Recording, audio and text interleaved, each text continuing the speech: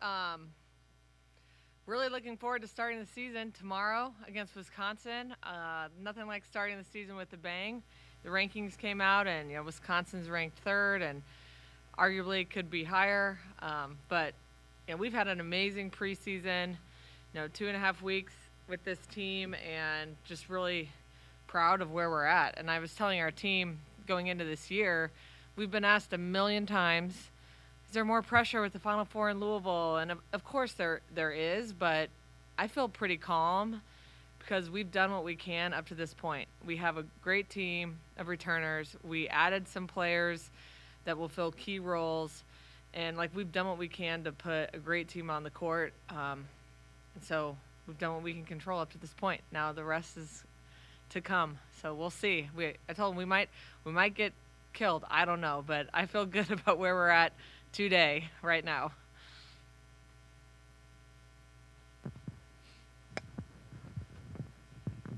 Just looked at Wisconsin's roster. They have 6'9", 6'7", very similar to the Final Four a few years ago. How do you counteract that? Is there a strategic way to deal with extreme height? There's not really a strategic way to deal. You hope that you can play fast and get them moving, and slow them down somewhat. But there's going to be things that we can't do. But we can still control the ball on our side of the net and score points. It's going to be more like taking advantage of when they can't get the ball to those players, and when we get them out of system and they have to set somebody else. So it'll be interesting. They also returned the National Player of the Year from last year, so very good team. Coach, feels like year in, year out, we're starting to see this sport continue to grow and grow and grow, and feels like opening this year with the 4 teams that are coming here to Louisville is a great way to continue that growth. First off, how does it feel to know that Louisville is a part of some of these big hitters, and what it means for the sport that you guys are included in such a national scale to open up the year? I mean, it's huge for our sport. This is an event that they had going about 10, 15 years ago that they decided to bring back, and they've spent a lot of money. So fans are going to get a glimpse of what international volleyball is like. There's not going to be line judges. They're bringing the equipment that they use in the Olympics for replays, and just trying to showcase that we can be a revenue-generating sport, and there's a lot of ways to do that. So I think the court setup and the way the match flows will be new, but it's huge in where this sport is headed. And for us to be included in that is a big testament to not only our team, but the investment the university has put into volleyball, and we've proven ourselves to be a top 10 program every single year. So it was a big deal to be invited to this and to be able to host it. Hey, Dani, right over here. You mentioned the history of this event. Do you personally have any memories of it from your playing days or early coaching days or anything like that you could share? I don't really remember specific games. I do remember wanting to know every year as a player who's getting invited to the AVCA showcase, because you got a little bit of advantage because you got to start a little bit earlier, but also is a kind of the preseason potential Final Four team. So to be included was a big deal. So I just remember being excited to know who was going to be playing in it. Dani, going back to the showcase, what kind of is the expectation? Do you feel like tomorrow night, both games, top 10 teams, but what do you think as far as the crowd and the atmosphere will be like?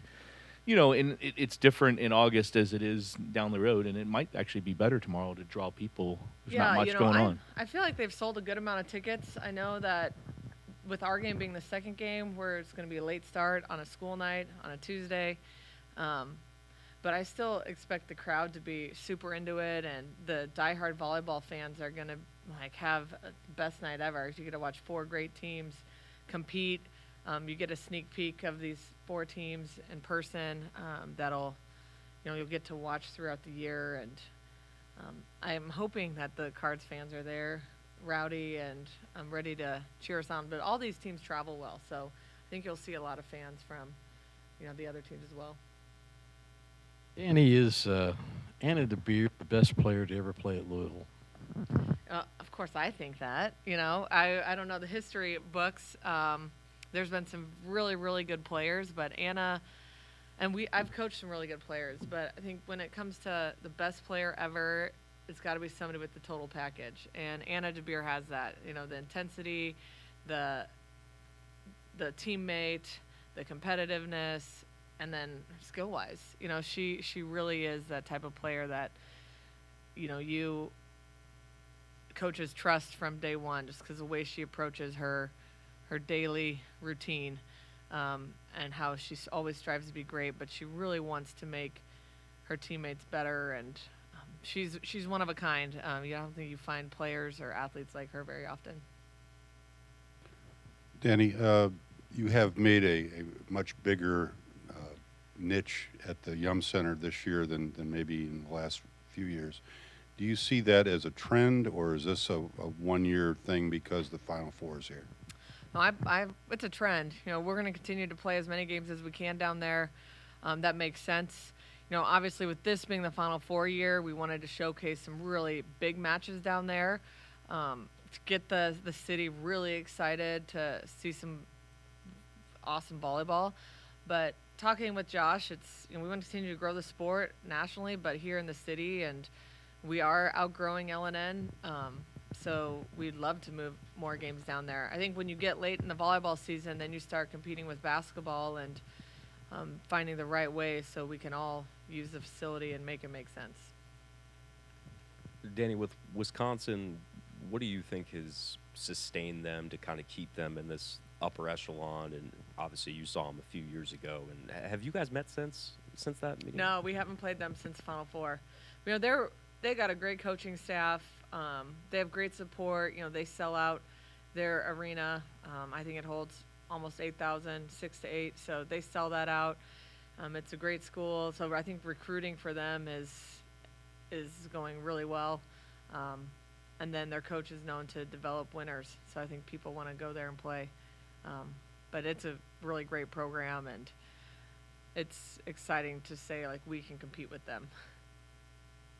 Again, we're seeing with this sport a lot more opportunities brought into it, like what we're going to see tomorrow, but also kind of now after college with the growth of the Pro Volleyball Federation. How have you maybe had to change what you do when it comes to coaching or even recruiting, knowing that this is a lot more viable of an option to go pro right after school?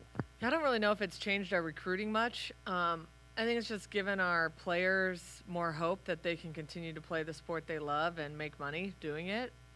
So you have the Pro Volleyball Federation. League One is starting this year, so that's 2 professional leagues in the U.S., and then you still have the professional leagues overseas that some players are making good chunk of money. So I think it's just the will to really improve in your college years, and I think transfers, you approach them a little bit differently. Like, I feel like transfers come here to raise their pro stock because they know they're going to be on a great team and get trained really well. So they want to come here and get exposure and improve what they already have, so they can make more money or get in a league in the U.S.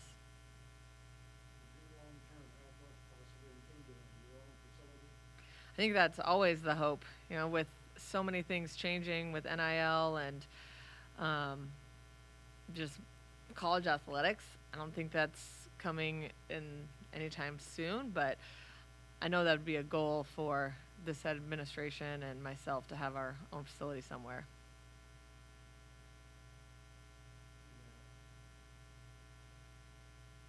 Thank you all. Hope to see you on Tuesday.